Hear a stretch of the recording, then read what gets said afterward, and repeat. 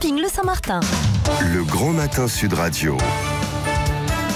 Le petit déjeuner politique. Ce matin, c'est Julien Aubert qui est avec nous, qui est député du Vaucluse et président d'Oser la France et secrétaire général adjoint Les Républicains.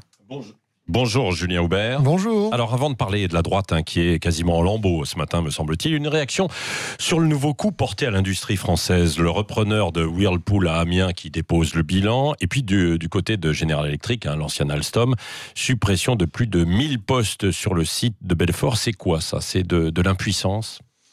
Alors, je vais être très franc, je connais moins bien le cas de Whirlpool, donc je vais éviter de me prononcer. En revanche, le cas de General Electric, c'est un cas extrêmement symbolique, je dirais, d'un mensonge d'État. Parce que on a un plan social qui survient après les élections. On a, je vous rappelle, les engagements de GE qui étaient de créer 1000 emplois. Finalement, ils en détruisent 1000 emplois. Depuis plusieurs mois, vous aviez des documents internationaux, je l'ai dit d'ailleurs sur Twitter, qui montraient qu'il y allait avoir des décisions mondiales qui avaient forcément une répercussion en France. Et le nouveau directeur est un proche d'Emmanuel Macron. Donc, je ne peux pas croire, si vous voulez, que le président de la République n'était pas au courant et que quand on fait une campagne sur l'Europe qui protège, on va vous protéger, on va protéger les emplois, et qu'on découvre le lendemain de l'élection que finalement on va en détruire, on prend vraiment les gens pour des imbéciles. Oui, alors c'est parce que visiblement l'activité des turbines est au ralenti, on en produit un petit peu moins, etc. Donc ça peut être conjoncturel, mais...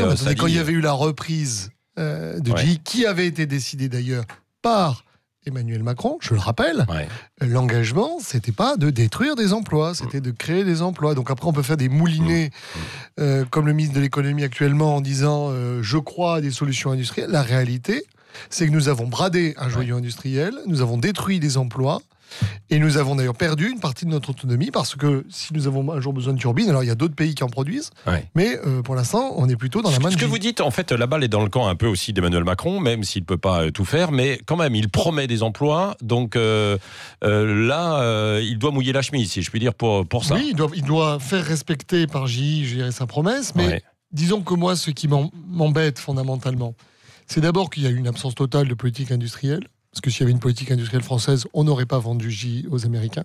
Et puis deuxièmement, on n'aurait pas vendu à GE, excusez-moi. Et puis deuxièmement, ce qui me gêne, c'est, je dirais, cette duplicité avec quelqu'un qui a quand même été au cœur. Il y a eu une commission d'enquête là-dessus, et Olivier Marleix en parlerait mieux que moi, qui a été au cœur, je dirais, d'un mécano industriel financier, et dont on s'aperçoit que finalement il est contraire à l'intérêt des Français. Alors venons-en à votre parti, les Républicains. C'est la guerre des longs couteaux qui a commencé. Laurent Wauquiez qui semble s'accrocher, et certains ténors qui s'organisent sans lui. Je le redis au passage, vous aviez été candidat face à contre Laurent Wauquiez. Bon, derrière ensuite vous êtes rangé puisque vous étiez secrétaire général adjoint des Républicains. Qu'est-ce que vous prenez aujourd'hui ? Bon, moi, de toute façon, mon diagnostic, il est le même depuis des années. Je crois qu'on a commencé à décliner en 2012. Gueule de bois après le mandat de Nicolas Sarkozy, perte des électeurs qui nous avaient rejoints sur notre droite, en tout cas perte sur notre droite vers le Rassemblement national. Et à ce moment-là, la droite s'en émeut peu. Moi, je suis évidemment concerné. Et puis, je vois disparaître aussi, en 2012, une grande partie de ce qu'on appelait la droite populaire. Mais ça s'est fait, je dirais, dans le silence le plus total. Et puis ensuite, là, nous venons de perdre, deuxième accident, je dirais, la droite plus aisée, la droite centriste, la droite bourgeoise, qui est partie en marche. Et donc, du coup, effectivement, l'espace se réduit. Ça vient du fait que nous avons un parti unique, qu'il est difficile d'avoir deux lignes politiques, parce que, quelque part, ces gens nous quittent pour des raisons totalement contraires. Symboliquement, c'est Alain Juppé et Thierry Mariani. Et donc, en réalité, la question qu'il faut se poser, c'est est-ce qu'un parti unique a un sens pour avoir une seule ligne ? Je ne crois pas, parce que quand vous avez... Donc vous voulez une fédération un petit peu de partis à l'intérieur d'un grand parti ? Moi, j'avais proposé un modèle CDU-CSU, c'est-à-dire un modèle de deux partis qui soient systématiquement alliés pour la présidentielle, qui trouvent une ligne de crête, parce qu'il faut la trouver. Pourquoi ? Parce que derrière, en réalité, ce sont des divergences sociologiques. C'est-à-dire qu'on ne voit pas la mondialisation de la même manière à Carpentras et à Bordeaux. Alors on peut se jeter des anathèmes en disant « toi, tu n'as rien compris, et toi, tu es un facho ». La réalité, c'est tout simplement que nous devons écouter les gens. Et il y a une souffrance d'une partie du pays. Il y a la France du oui et la France du non. On peut la résumer comme on veut. Mais le destin des Républicains, c'est quoi ? C'est de trouver un projet national qui réconcilie la France du oui et la France du non. C'est ça notre enjeu. Et ma réponse à ça, c'est que ça passe par le gaullisme qu'on a oublié dans ce parti à force de faire de la synthèse, et que si on fait de la synthèse, on finira comme le Parti socialiste. Ouais. Bon, mais il commence aussi à y avoir quand même une fronde de certains députés à l'égard de Laurent Wauquiez. C'est sa personnalité qui sera en cause. Les Français ne t'aiment pas, tu as un problème d'image, soit tu la corriges, soit tu en tires les conséquences, autrement dit, tu te barres. C'est ce que disent certains députés frondeurs. Oui. Ils ont raison d'aller jusque-là. Alors, c'est un deuxième sujet qu'on confond avec le premier. Parce que vous avez des gens qui critiquent Laurent Wauquiez en disant « Laurent, tu as un problème d'image ». Et il y a ceux qui disent « Tu as un problème d'image » parce qu'en réalité, ils ne sont pas d'accord avec la ligne. Or, je vous rappelle quand même, parce que je le dis d'autant plus librement que je me suis présenté contre lui, que je n'étais pas d'accord, on n'est pas forcément le même diagnostic, mais à un moment donné, je suis un peu loyal, c'est qu'il a été élu. Et donc, nous ne sommes pas au Vatican, si vous voulez. On ne peut pas faire un conclave de cardinaux qui dit finalement, écoutez, le bon peuple, tu as voté pour un président, mais nous, il ne nous va pas, ça, il ne nous va pas, donc on va le changer, hop, on va le substituer. Ça ne peut pas fonctionner comme ça. Donc, il faut des règles. Donc, effectivement, Laurent Wauquiez a un problème d'image. C'est vrai. C'est vrai, les gens me le disent. Il y a des choses qui ne passent pas. Bon. Donc, ça peut effectivement... donc, dans ces conditions, est-ce que ça sert à quelque chose de persister ? Non ? Après, je vais vous dire, Jacques Chirac, dans les années 80, ça passait pas. Puis un jour, il a été élu président de la République. Donc ça, je dirais, c'est une question. Il est face à lui-même, face à son destin. Il veut devenir président de la République, on le sait. Ce sont des questions. Bon, il aurait pu choisir de démissionner. C'était sa responsabilité. Il décide de rester. Mais il est élu. Et donc, si à un moment donné, on doit trancher des différends, ça ne peut être que par le vote. Ensuite, il y a une démarche qui est initiée, puisque vous ne m'avez pas encore posé la question, mais je vais me permettre d'y répondre, cher ami. Il y a une démarche qui est initiée par Gérard Larcher. Je pense qu'elle est utile parce que... Gérard Larcher qui veut organiser une réunion de crise au Sénat et qui, avec lui, qui aurait des élus et des personnalités. On a besoin d'une réunion. On a besoin de toute façon, je dirais, de tout le monde. C'est vrai qu'on a besoin d'élargir. Simplement... effectivement, à partir du moment où Laurent Wauquiez est candidat prédéclaré, gérer une élection présidentielle, il est difficile de rassembler des gens qui seront ses concurrents. Donc avoir Gérard Larcher qui fait venir des gens, y compris qui ont quitté les Républicains, pourquoi pas ?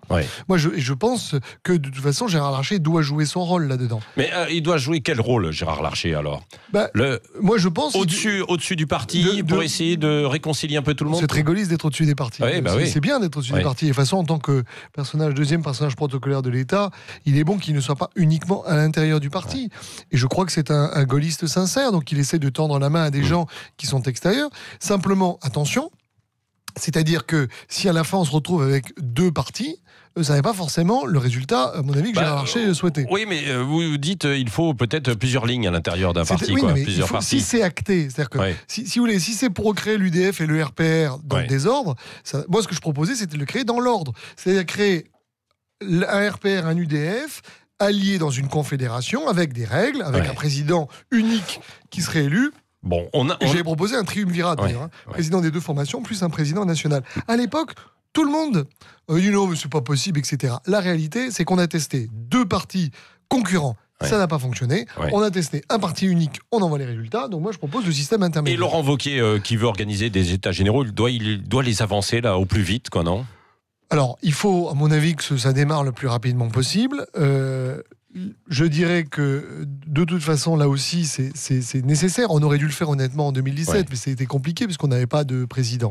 On s'est lancé. L'erreur, à mon avis, était, comme en 2012, de tout de suite dire, bon, allez, on a perdu, mais hop, on passe à l'étape d'après, toujours avec l'optique de la présidentielle. Ça fait, lorsqu'on met, je dirais, sur le dos de Laurent Wauquiez, la réalité, c'est que ça fait de nombreuses années, on n'a jamais fait l'inventaire des raisons pour lesquelles les gens ont arrêté de voter pour nous. Et donc, à un moment donné, ça veut dire un aggiornamento. Et par exemple, sur peut-être le modèle économique, sur nos idées sociales, je ne crois pas que la droite, ça peut être simplement plus de flics et moins d'impôts. Oui. Bon, et est-ce qu'il y a une possibilité d'aller rechercher les électeurs qui sont allés au Rassemblement national ? Alors, là aussi, c'est une divergence qui est en interne. Vous avez des gens qui disent, finalement, le Rassemblement national, c'est l'extrême droite, etc. Donc, ils reviendront jamais. Donc, en fait, il faut se battre avec En Marche pour récupérer nos électeurs. Moi, je crois d'abord qu'il faut parler à tout le monde. Il y a même des gens qui n'ont jamais voté républicain parce qu'ils seraient de gauche et qui vont peut-être se dire, tiens, si on avait, je dirais, une position économique différente, que moi je défends, qui est inspiré de gérer des idées gaullistes, notamment sur la participation, qui pourrait peut-être voter pour un nouveau à tout le monde. François-Xavier Bellamy, il ne parlait pas à tout le monde aussi. À ce niveau-là, ça a peut-être été une erreur. Autant il était jeune. Moi, je pense que son identité, son parcours ne parle pas forcément aux gens. Oui. Je pense que son discours, en revanche, qui tendait vers l'universel, parle à tout le monde. Quand vous parlez de l'homme, quand vous parlez de l'universel, vous parlez à tout le monde. Parce que, fondamentalement, ce dont on a besoin dans ce pays, c'est de retrouver, de remettre l'homme au cœur du projet politique, c'est-à-dire d'arrêter de se dire que notre seul et unique objectif, c'est de gagner les élections. Et deuxièmement, c'est de retrouver la République et le citoyen. Parce qu'on a, pardonnez-moi l'expression, paumé les deux. Je veux dire, les élections européennes, quand vous avez un électeur sur deux qui ne va pas voter, et un électeur sur deux qui va voter en disant « moi, je veux voter contre », c'est qu'il y a un problème. Xavier Bertrand peut être l'homme du consensus ? Non. Pas actuellement. Il a quitté la famille politique. Non, mais c'est clair. Valérie Pécresse, la femme. Mais là encore, si vous voulez, s'il y avait un consensus. On passe au suivant. Nicolas Sarkozy, il doit revenir ou pas ? Moi, je crois que Nicolas Sarkozy a une autorité morale évidente. Mais à un moment donné, si on veut faire un inventaire et passer à l'étape d'après, il faut qu'à un moment donné, on se débrouille tout seul. Et je dirais on recherche l'homme ou la femme providentielle, quoi. Mais il faut arrêter, là aussi. Y compris, même s'il y a des idées, on a bien compris. Pourquoi est-ce qu'on cherche toujours l'homme providentiel ? Parce que c'est quelqu'un qui va fédérer, rassembler. Vous le voyez, vous avez mis quelqu'un comme François-Xavier Bellamy, il fait 8%. Donc à un moment donné, mais je crois pas. Sur le nombre des inscrits, ça fait 5%. Je vais vous dire, je ne crois pas que ce soit vraiment. Peut-être qu'il y a des gens qui ne sont pas allés voter parce que c'était M. Bellamy, mais je connais des gens qui sont allés voter parce que c'était M. Bellamy. Et en réalité, nous n'avons été moins victimes du candidat que du fait que dans cette élection, soi-disant à la proportionnelle, quand on dit, vous allez voir, c'est farmuleux, c'est la photo du pays, c'est pas du tout la photo du pays. Vous avez 20% des gens qui n'ont pas de représentants au Parlement européen. Ça permettrait quand même. Il y a eu le vote utile et à mon avis, c'est ça qui nous a fait nous sommes Julien Aubert, secrétaire général adjoint des Républicains. Le mot de la fin avec Cécile de Ménibus. Oui, parce que ce matin, on parle du burn-out, qui n'est pas considéré comme une maladie, mais un phénomène, selon l'OMS. Et le burn-out est souvent justement présent en politique. Est-ce qu'on avait parlé d'Emmanuel Macron, on parle là de Benoît Hamon, est-ce que le terrain en politique est favorable pour le burn-out ? Je pense que, suivant votre profil, on est tous différents, mais je crois que la politique est devenue de plus en plus dure. Le terrain, d'abord, il y a une hostilité massive des gens vis-à-vis de la politique, pas forcément de vous, mais vous le vivez quand même, des fois. Une violence en interne. Il y a une violence. Il y a des choses qui vous font mal. Moi, je me souviens un jour de m'être baladé avec ma femme et mon gosse à Paris, et un type qui m'a commencé à m'insulter gratuitement. Voilà. Et ce sont des choses, si vous voulez, où vous ne faites pas de la politique pour vivre ça. Et en plus, vous avez un rythme. Regardez, on a terminé hier à 1h du matin, on reprend aujourd'hui à 6h. Voilà, je pense qu'effectivement, c'est pas très très bon. En tout cas pour l'hygiène personnelle. Et puis quand il y a des défaites, comme le dit Cécile, ça peut conduire justement à une sorte d'épuisement et de burn-out. Oui, mais je crois que quand il y a des défaites, il y a à un moment donné prendre du temps.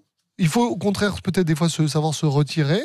Du champ médiatique parce que voilà. Oui, mais est-ce qu'un Emmanuel Macron est toujours en pleine possession de ses capacités à 5 ans avec un rythme moi je suis pas docteur. Non, mais est-ce que la fonction... disons que moi quand j'entends les gens qui le comparent à Napoléon Bonaparte en disant c'est fabuleux, moi je crois, si vous voulez, peut-être que je suis basique, mais je crois que quelqu'un qui dort bien la nuit et qui mange bien, c'est quelqu'un qui est sain. Et on a besoin de gens qui sont sains en politique. Et j'essaye, moi, de protéger, si vous voulez, ma vie de famille, les équilibres vitaux.